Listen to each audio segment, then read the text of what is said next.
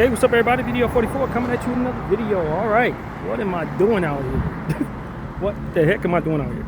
That's the question. It's going to be about 95, I think, something like that. Somewhere between 93 and 95 at the high today. And I forced myself to get out the house just like I did 2 days ago. I really actually wasn't sure what I wanted to do. And I don't particularly feel like walking in the heat. But I also don't particularly want to stay home on my birthday. Yeah, that's what this is. My 42nd birthday. Very thankful to be alive. Made it to 42. Talked to God a lot about what I want to do. Just taking care of myself and stuff like that a little better than I did at 41. And got a lot of birthday wishes from family members and friends. My stepmother wants me to call my little brother. She was saying he's driving her crazy. Because he always remembers everyone's birthday. That's like a superpower of his. And you guys know he's like autistic, but I haven't called him yet because just haven't felt like really talking to anyone, if I'm being completely honest with you guys. Selfishly speaking, kind of in a weird little mindset or zone or whatever on my birthday where I'm literally forcing myself to even leave the room. So I'm not really feeling all that social. And I always enjoy talking to my little brother, but I'm not really sure I want to talk to anybody else. So if I call over there, she may want to talk a little bit. I'm really up for talking to her. She's always kind of, don't get it twisted. It's just, I'm in a weird zone. So I figured maybe getting out the house would force me out of that zone, and then I'll be better suited for some of the social activity that may be required on birthdays. You know, for me, birthdays is a day where you really got to have your social battery on. People want to either celebrate you, they want to talk to you, they want to hear from you. And it's one of those situations where I'm not like that at all at this era of my life. I'm really a recluse. And so it's very difficult to kind of get me in and out of that shell. Just a flaw in my personality, I suppose. But yeah, man, I'm forcing it though. I'm getting out of here. I don't know where I'm going. No clue. I do have to do some grocery shopping, but I don't think I'm going to do any of that right now. I may. I got a draft to do at 5, but I figured I can get that draft done while I'm out. I've done it before on the road, and I definitely did not want to find myself doing anything in the house today. I can be in the house every day. I don't need to do that on my birthday, so I could just hear my mother's voice saying, get out, do something. So yeah, I will be doing my draft probably out here because I'm not rushing home, I don't think. We'll see how the day unfolds. But yeah, man, just feeling weird, man. Feeling weird. I don't know what the hell's up, but I definitely didn't feel balanced this morning. Like I want to stay in the house.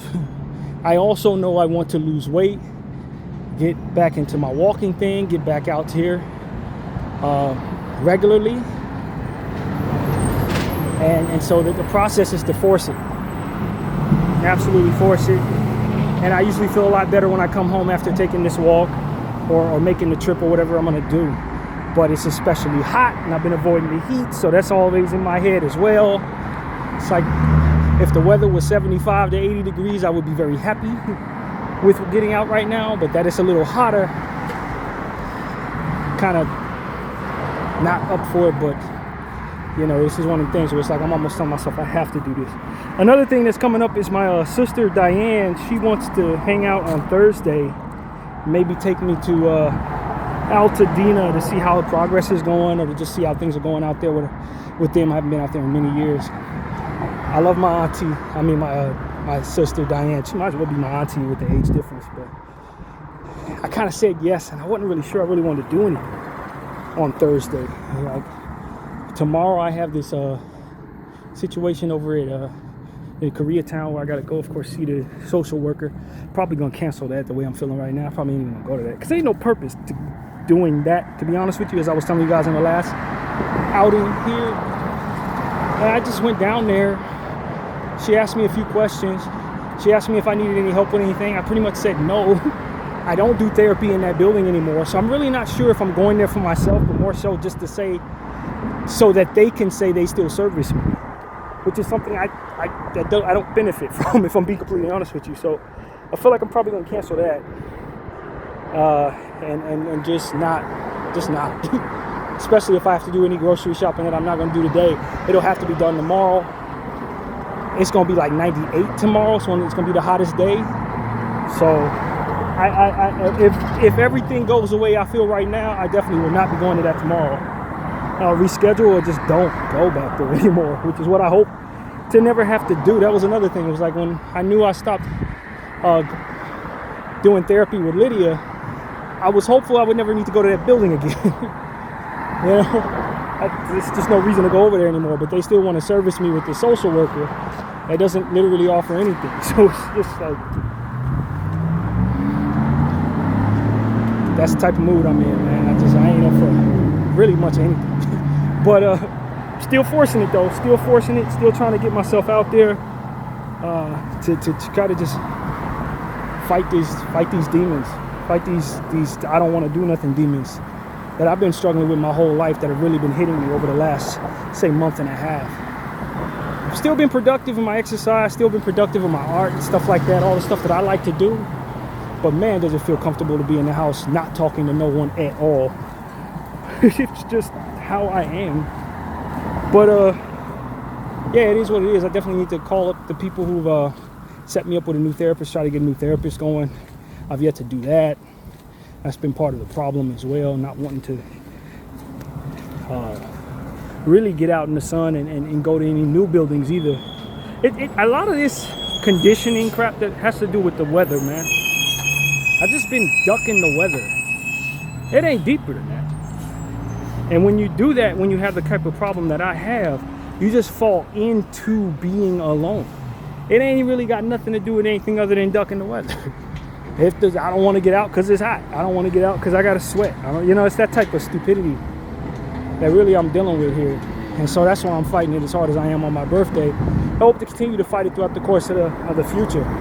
As the weather starts to cool down, be even more willing to get back out here. And so that's really what it is. But yeah, gotta get a new therapist, and have yet to call them and really sit down and set up any appointments to go anywhere. So it just is what it is, man. Just going through the motions. Ain't nothing real. You know what I'm saying? It's not real. These are not problems. These are problems that I create in my own head with the choices that I make to be as I am, and to not have anybody around me to push me otherwise. So you got to be self-motivated, and that's what this is about. It's about being self-motivated, especially on a day like today, where I otherwise would be celebrating anyway if I were normal. So let's do things differently. I might go see Mom. I might go to Santa Monica. It's kind of the vibes I'm feeling right now, but that's a long trip too. So it's just, that's what's up with me. But yeah, man, I don't have a plan. I don't have a plan, but I'm definitely out here. No plan about what I want to talk about either. Just knowing that something will probably come to me like it always does. Hopefully get a good sweat in, find myself somewhere and get back home, and have enough battery on my phone to do my draft at 5. That's really the bottom line. Love to say I was more balanced than that, or had more to say, but I can tell you that I always up for talking about things that I see in my phone and stuff that's going on in the world. And of course, that's always an easy go-to for me. I saw more carnage this morning, my birthday. People getting blown up. 6 people passed away in some part of Palestine this morning.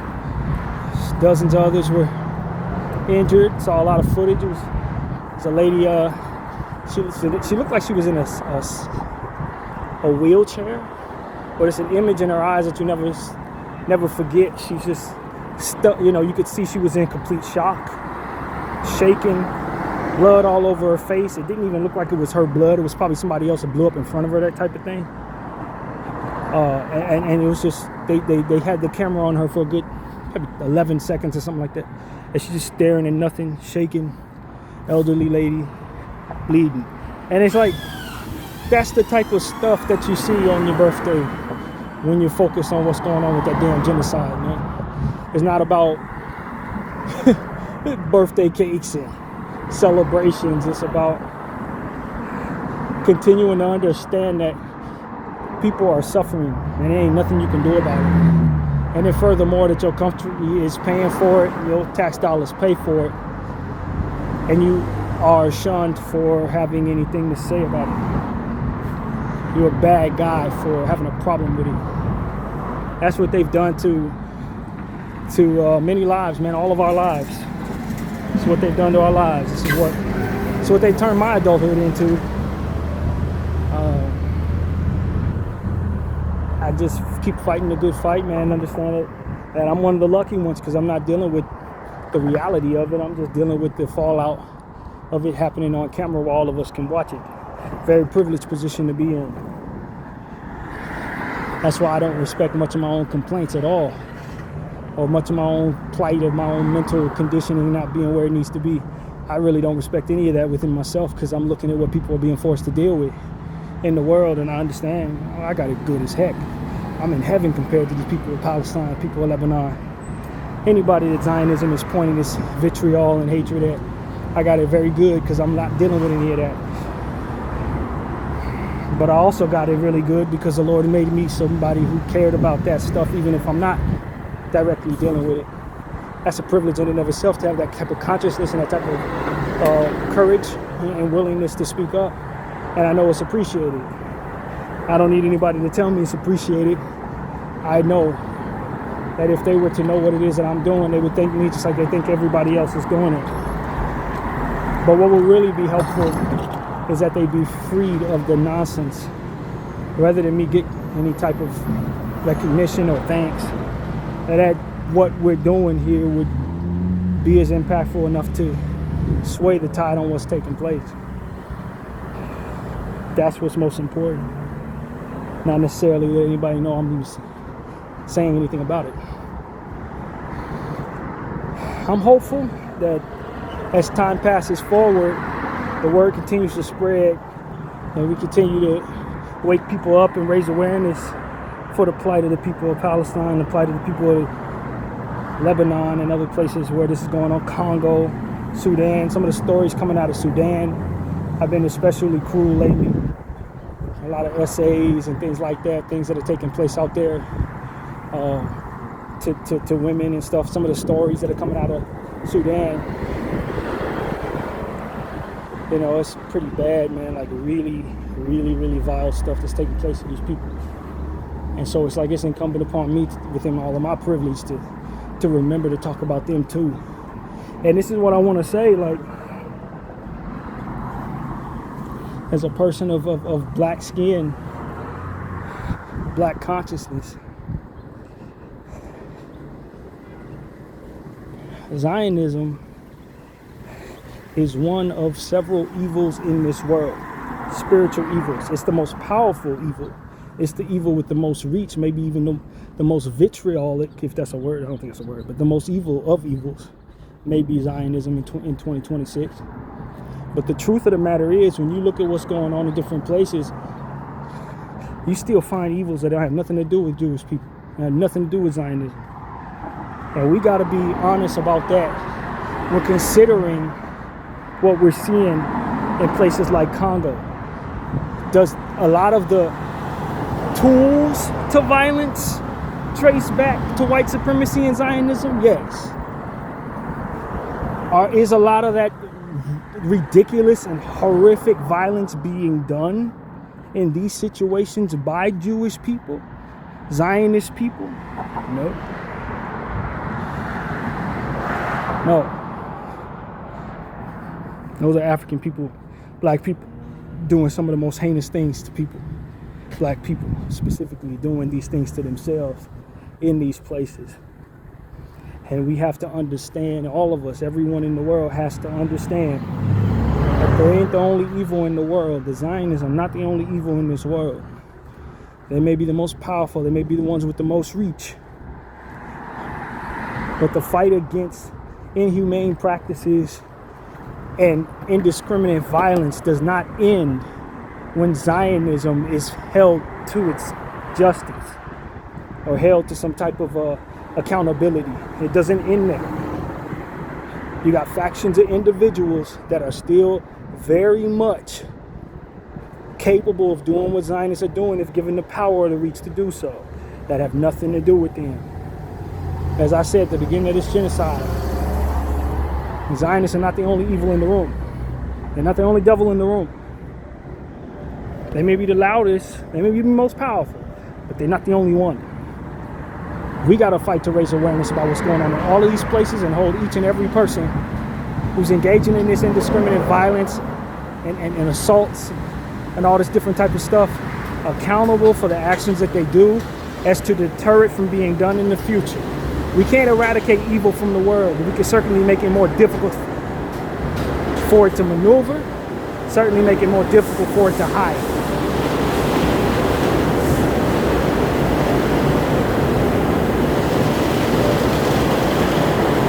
Certainly do that.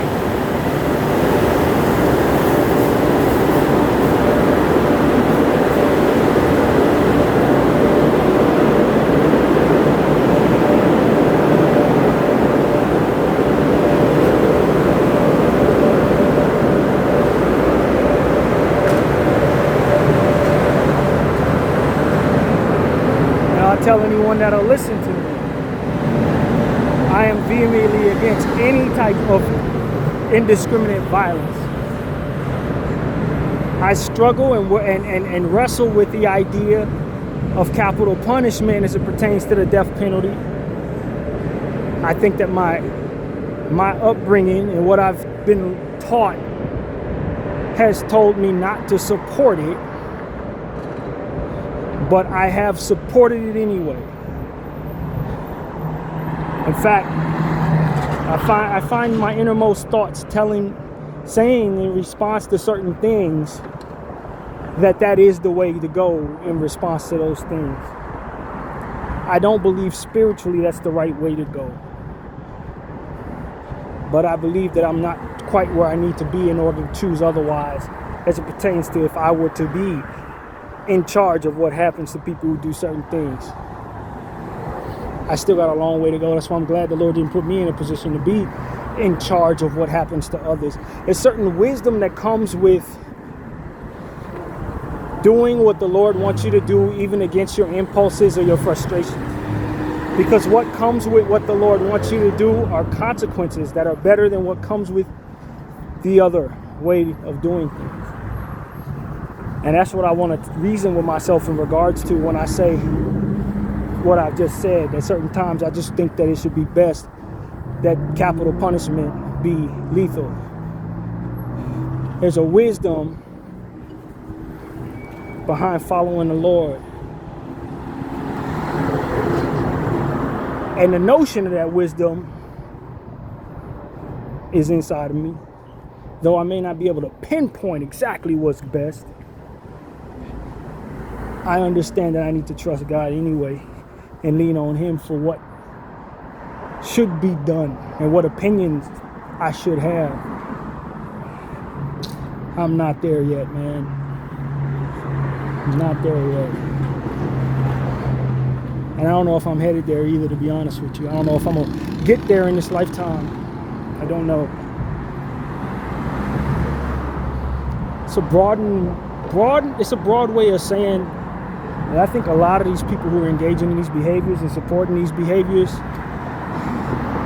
I would be pleased if they were to receive the death penalty. I really would. I really would. Though I don't believe my Lord would, and I'm pretty sure He has good reason for it.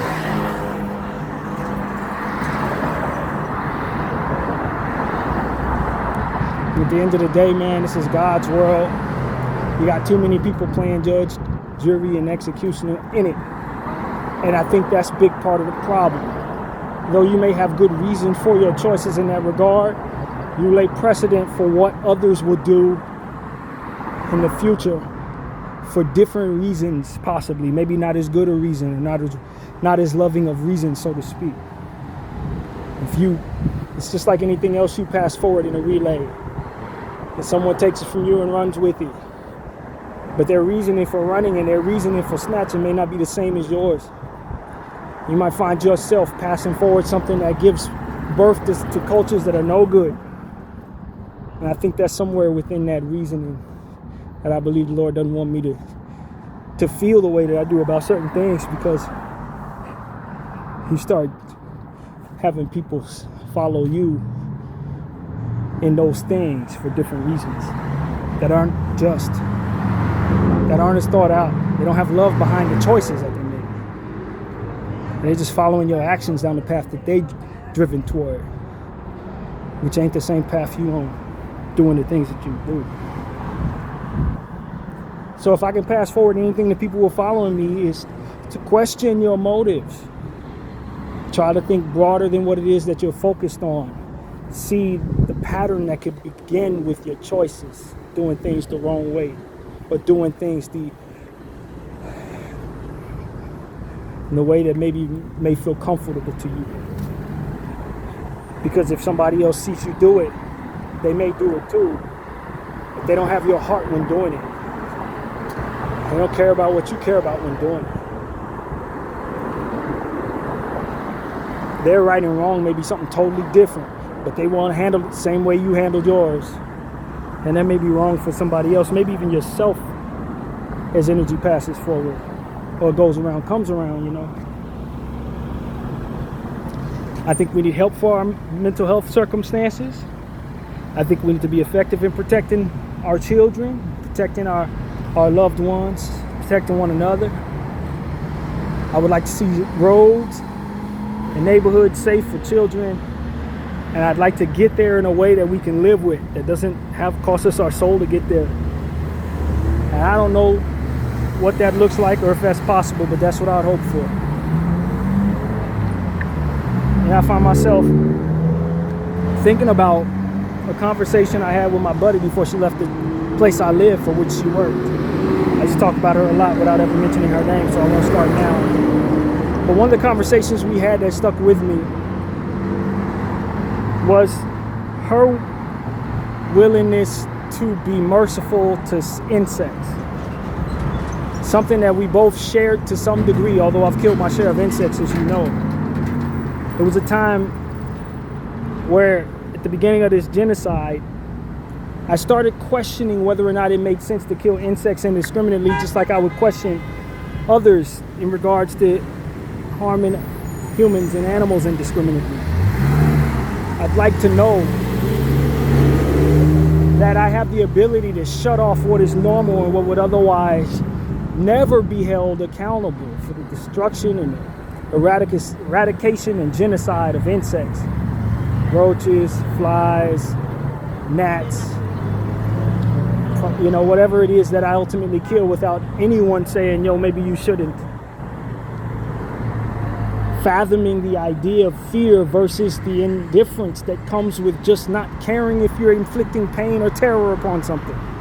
And seeing how Zionists are doing that to the Palestinians with that same sense of discarding, that indifference, that lack of feeling for others.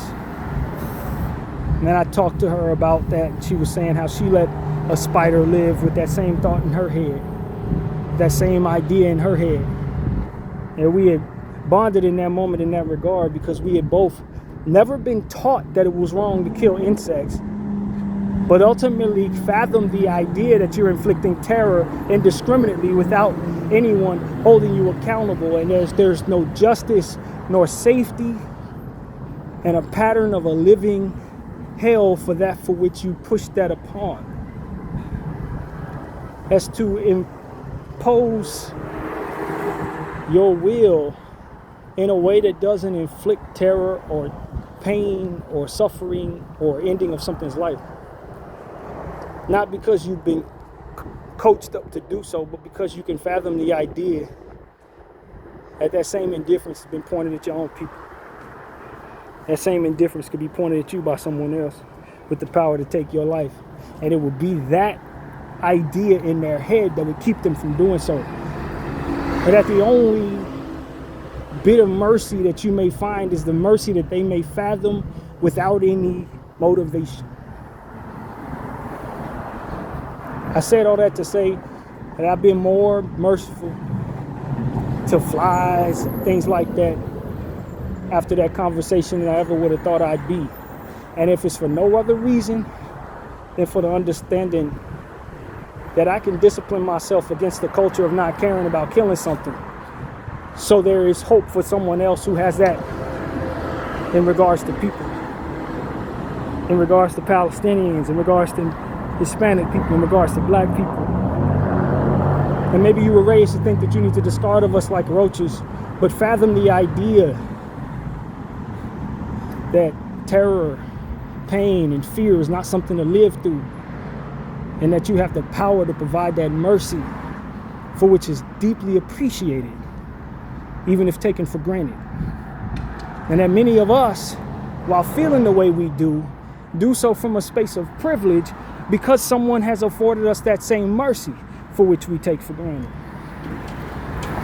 Nobody's out here hunting us, so we have time to think about whether or not we care to give mercy to someone else. And that there are people in this world who were born in the wrong place and are not afforded that privilege at all. And I think about the women of the Congo and Sudan, the Uyghur Muslims in China, the Tigray individuals in Ethiopia. Anybody that's locked inside of an ICE facility / concentration camp. Palestinian people, of course, the Lebanese people as well. They live in terror because those who are inflicting that terror don't think twice about whether or not they should or should not. They've all agreed amongst themselves that this is something that should be done, if not applauded for, and that anyone that would otherwise hold them accountable for engaging in that behavior needs to be discarded of too. As to see no path to peace for these people, if not for that manifestation of mercy inside of those who would otherwise torture them, and the resistance of their comrades who care on the sidelines watching it happen. Comrades that once came to the aid of my people when we were in bondage, being tortured by the same type of evil. People who came to our aid, people who assisted us in helping ourselves, who maybe didn't benefit any from our freedom, but still felt empathy for our pain.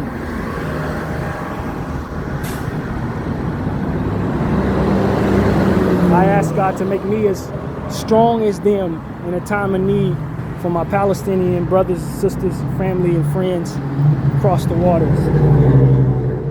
That the Lord would give me that same strength that it was in those who helped us when we needed it the most.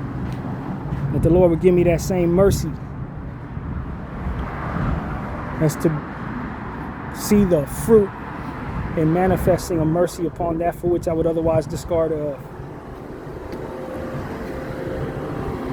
If not for my own self-righteous reasons, then for the sake of the ending of their own suffering and pain in my own hands.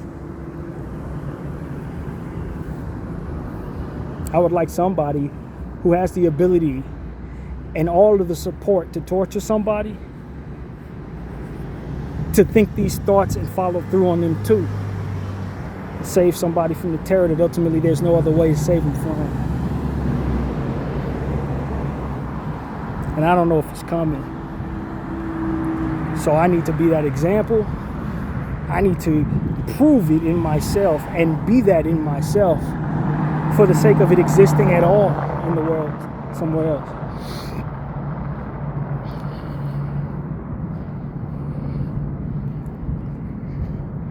I think we should all consider being more merciful to that for whom we otherwise discard of, whether it be human beings or insects or rodents or whatever. There are certain things that have to be done in order to protect yourself, and I respect that. Which is why I struggle with the idea of capital punishment and death against those who look to eradicate innocent people and those who look to harm children. Because at the end of the day, sometimes you just have to clean up your mess. And part of cleaning up that mess is removing vermin that would otherwise keep that mess going. Removing vermin that otherwise bring forth filth to your life. And if it comes into your house, looks to dig deep into your food, making your food contaminated, then of course you got to eradicate it. Of course you got to get rid of it, clean up. But when I'm out and about on the streets or in wildlife, wherever I may be, and I see something crawling, I need to be in solidarity with it. Not looking to eradicate it as if it's in my home or crawling through my clothing or something. But to understand that I'm in its domain. And there should be some respect for that. As we should all have respect for one another as we share this earthly home together.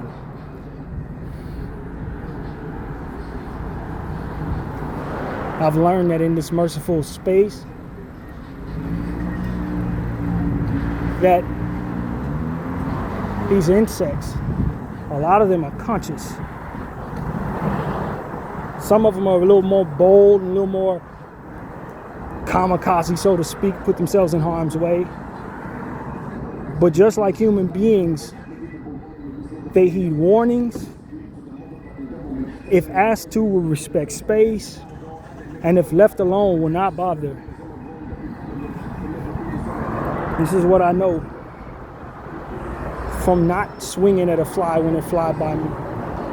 In that last room I was in, a fly came through my window, and understanding it was like 95 degrees outside, and like 20 degrees cooler in my room because of the AC that I keep on 24/7. And the fly came into the house, and of course my natural inclination is to swing at it. But these thoughts came to my mind. Nah, no. If you don't bring forth hostility, it won't start being erratic, flying all over the place, being all types of weird, behaving naturally fearful when something is threatening its life. See how it would behave otherwise if you remain in a peaceful space. Fly flew around, initially coming in on attack, flying all around me. I didn't necessarily ignore it, I acknowledged it. And it would fly back and forth between the window and my AC, because it was really in there to get the cool air. It didn't know how safe it would be, but it certainly felt safer in there than it did out there in the hot sun. And I respected that. It's hot. Of course you want to be in somewhere that's cool. Flew around. I left it alone. It stayed in my house till probably about 8 p.m. From like 6 p.m. to 8 p.m. Left out the same way it came in. I didn't need to open the door for it or nothing. It enjoyed its cool air until it cooled outside and it got back to its business outside in its own habitat. The next day, I would imagine it was the same fly came in at the same time. Pretty much did the same thing. Flew around for about 2 hours to gather cool air. Took the same flight patterns back and forth between the window and the air AC to cool itself off. Explored the house a little bit. And then left. The next day, did the exact same thing. And the day after, same thing. And the day after, same thing. That fly came to my house, flew around the house every day at the same hours, doing the same things pretty much until the end of my tenure in that room. It was 2 weeks straight that fly came back and visited me every single day. I think it was the second day it brought a friend. It really did. It had 2 of them flying back and forth. Basically, get cool air, I guess, and leave.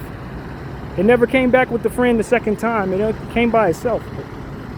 The point I'm trying to make is because I didn't bring any hostility to that fly, it always felt comfortable coming back to me. It flew into my house knowing it could find cool air and a safe place from which to be until the night came. And then it could leave and go back to its family or whatever, what have you, only to come back the next day. It became a situation where I was looking at the clock knowing it was coming. And it would come back that exact same time every day. The exact same second, to the second. It would come back every day. Around 6:02, fly through the window, come through, AC. Fly back and forth. And one of the last days, I think it was the last day that I was in that room, it came and it flew on my head. It tapped my head, and it landed on my shoulder, and it looked at me. And I didn't swipe it away or nothing. Just kind of nodded, and that was it. As if it knew that I was going to be leaving. As if it knew I was only going to be around for a certain amount of time. That was one of the most powerful experiences that I've had in my life, because it showed me how conscious something as reasonable as a fly can actually be. How conscious it could be. Extremely conscious. Time conscious, space conscious, temperature conscious. And if you just didn't bring no hell its way, it'll stay out of your way. It'll explore a little bit, stayed away. Something that I never thought of when considering flies in this life. Never thought of nothing like that. That was exactly my experience last time I was in the room that I was in. Every day, fly came back around 6:02, and would leave around 8 p.m.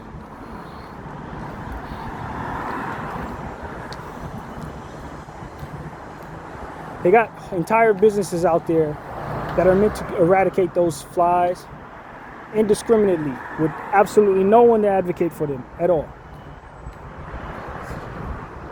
Whatever its consciousness is, it has to deal with the fact that we will always look to destroy it, no matter what. It has to live in constant fear for the predatory nature of not only human beings, but anything else that would look to kill it, including spiders, flies, and birds, etc. That's unnecessary terror that it goes through. Unnecessary. And as passionate as we are about one another, as passionate as we are about animals, there's absolutely no passion for the humanity, I guess is the word, or preservation of not only the lives of these things, but the morale of them too. That's to say, for 2 hours, it didn't have to worry about somebody swatting at it, something trying to kill it, temperature being too hot for it, or none of that. It could just fly into a space of peace where it's respected and leave and come as it felt, without any concern about whether or not it was going to be welcomed and or hunted. This is something that we need to consider in our lives, because we all want the ability to be able to do that. Go and come as we please, not have to worry about being hunted. And not everybody's afforded that in this world.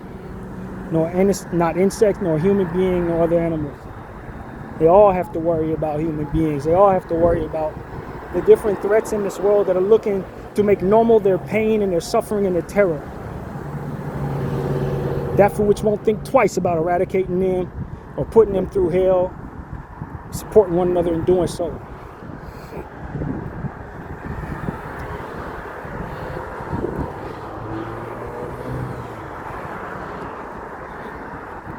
I was happy to see that fly, believe it or not. That in and of itself sounds insane based on what it is I understand to be normal in this world. But if you do away with the conditioning provided us and agreed upon, you can find solidarity, friendship, respect, love, even learn something from that from which you otherwise discard of. I think about that song that Michael Jackson made when he was a child, Ben, that he wrote for his friend that happened to be a mouse. That's who ultimately put the thought in my head that such a mercy can be manifested within myself.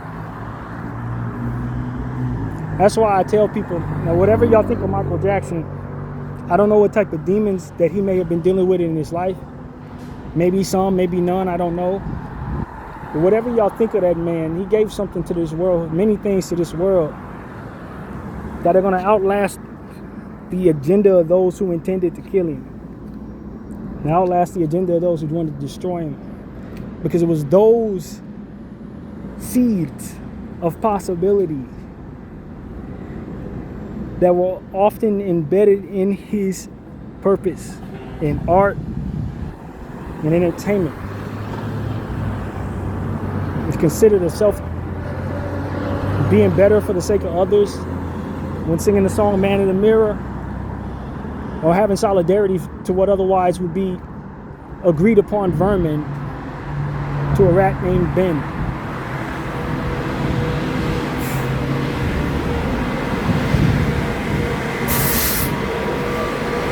And so this is why I tell people, I just want us to consider stepping outside of what we consider normal in regards to being not merciful, or being racist, or being, callous toward others, agreed upon cultures of indifference, agreed upon cultures of conflict, agreed upon cultures of racism and all these different things. They consider what it is that we're not actually learning because of it. Consider the love and the support and the friendship that may actually be avoided, and the lessons and the testimonies that could possibly be shared, and the possibility of such things that could manifest from that from which we never give a chance toward. Motivations to stay alive that we never ever even question whether or not could be possible. Many a person has died because they didn't feel they had a friend, or didn't feel no one saw them. Many a person found happiness because they were able to find that friend in a dog or some type of pet. Many of us were taught that there was no love in the world for us, etc. Are shown so much indifference and so much torture or terror that we became callous to the understanding that such things could exist. Even within ourselves, the otherwise could exist.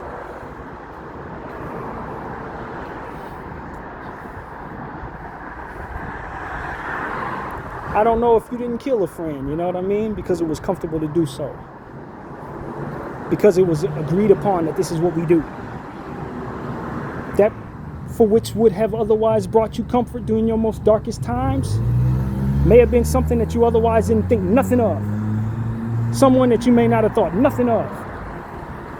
While we allow corporations and individuals who have a lot of power to influence us to be indifferent toward the lives of people that they see as different, those people may be our reason, if not for the presence of that culture that tells us not to care about them, or to eradicate them, or to celebrate the eradication of terror of them, or what have you, that vilifies them before actually meeting these people. That might be your best friend over there. That might be your wife over there. That might be somebody that helps you through a difficult time over there. That might be somebody who suggests to you the solution to what it is you've been trying to figure out for so long. You've stiff-armed them because others have gotten along in the idea that doing so is something to be agreed upon. When you can't trust those people, but you can certainly trust the ones that you're comfortable with destroying. And that is something that you forego. That love, that support, that solidarity, that friendship, that community is something that you forego when you adapt to these agreed upon cultures to be indifferent to people, to be evil toward people, to be racist toward people, to be sexist toward people, to shun people for their differences. You could be killing somebody that give you a reason to live when you feel like dying. The person that knows how to talk you out of that space of depression. The person that'll give you a helping hand when you're going through the worst of circumstances. That may be the very person that you're comfortable with everybody killing because they different. Because they Muslim, because they black, because they Mexican, because they this. Because they don't have paperwork, or because they don't have this or that. Those are the same people that if you didn't think the way you thought, may be right there for you when you need them the most, when everybody that you trust ain't nowhere near you. The people that you count on in your family ain't nowhere near you. How many people have we spoken to or heard of that say their family ain't nowhere to be found? That they don't trust nobody in the world because they found the most hatred from people that are closest to them. And in some cases, those same people will look at other people that they don't know, of whom they've never met, that are different than them, and be comfortable with them being treated poorly, being sent away, casted away, thrown away. You don't know that the love the Lord put on this earth is through those people that you don't care about. And the devil has robbed you, absolutely robbed you of the only community that you can actually trust. That is your community. Those people that you don't like, that is who the Lord wanted you to know. Those people that you don't care about, those are the people that would have helped you through your darkest times. Them people that you comfortable with ICE taking away, that is your doctor, that is your clergyman, that is the person praying for you, that is your wife, that is your husband. That is the person that's going to introduce you to your wife or your husband. If not for the plight that they're involved in, that you agree upon. Advocate for their safety and see the Lord bless you through that. Advocate for the upkeep of their morale and see the Lord bless you through that. Instead of discarding those people and allowing the devil to keep you from the blessing that they provide your lives. A lot of us are so comfortable agreeing to be cruel.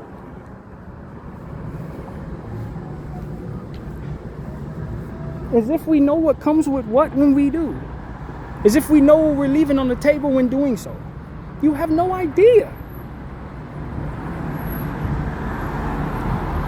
But you speak as if you do. And you agree because others agree who are just as in the dark as you. Fathom such a thing. Take what it is that I'm saying and consider it. Just as you take what they're saying and considering these things, consider what I'm saying too. Because those you trust that are telling you to stay away from them people are people you cannot trust 9 out of 10 times. They believe they have a crystal ball as to know what comes with what as it pertains to what you do, who you support and who you don't. They're telling you to have a blanketed understanding of who you should trust based on examples of things that took place, and maybe even they controlled in some cases. That person did some evil. No, you made it look as if they did. That person was a terrorist. No, that was you pretending to be them. Now you come back telling me I can't trust them and to trust you. When it's really you that's the problem here, not them. How much of that is going on in this society right now? People are in the dark about. People who call themselves good people, loving people, agreeing to hate one another in the name of people. Full-fledged ridiculousness. It doesn't make any sense if you really consider it, if not for the presence of agreed upon culture. It doesn't have a whole lot of wisdom attached to it. Making victims of our friends, otherwise family members and friends, neighbors and soldiers and doctors and lawyers, geniuses that would help us, artists that would make our lives brighter and motivate us and teach us lessons through the way they see the world. Eradicating all those people because they from that faith, or because they look that way, or because they don't have paperwork, or because they don't wave our flag, or because those few people over there who have control over everything says we need to, so we bet not care about these people. As if they got some crystal balls to know what's going to be good and evil. They don't know any more than you do, but you trust them and you shouldn't. And you don't trust the people you should, and that's why a lot of us are so unhappy in our lives, chasing money, discarding of humans, chasing clout and discarding of wisdom. And we all do it because we feel like this system is too big for anybody to actually make a dent in it, when everybody actually has to come together for it to stand any damn way. They all agree to go along with it. Somebody had to start that process. Somebody had to go out on a limb and say this is the way it needs to go against the consensus. And somebody followed them, did they not? How else could evil get in control of all so much and convince all of us to discard of one another indiscriminately? Somebody had to believe in that shit before it was possible. We didn't start off humanity that way. Somebody had to go out on faith that others would follow, and they did. And so why can't we follow this? Why can't we be as strong as to do that here, in this way? Especially when the evidence shows us that we should. And the possibility of others following us is not just a possibility, but an inevitability, just the same as anybody else following anybody else down an agreement or a path of agreement. Why can't I make a difference? Somebody who wanted to do all this evil stuff did. How come I can't? I got just as much of a convincing tone as the other person did when convincing all of us to do all this evil shit. Why can't I suggest something that's actually going to pay us dividends in the long run?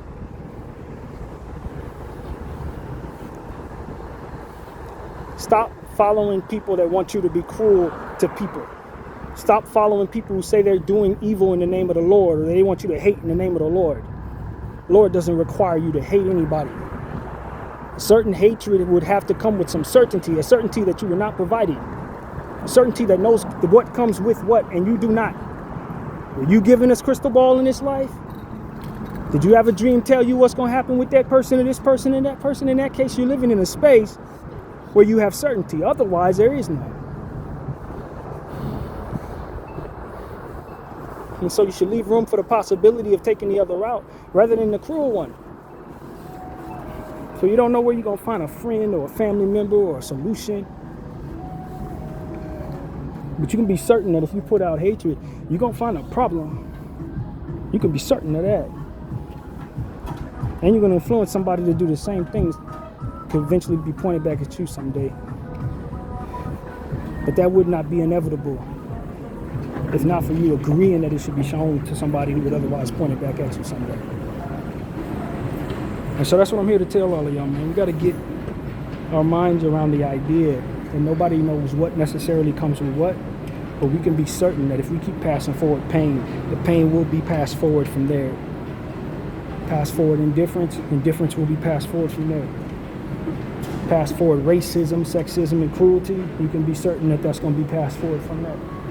So people are always going to pass forward what they're shown. So that's what comes to mind on my birthday, man. That's what I want to say to all of y'all, bro. I appreciate everybody for rocking with Bdf 44. I'm out.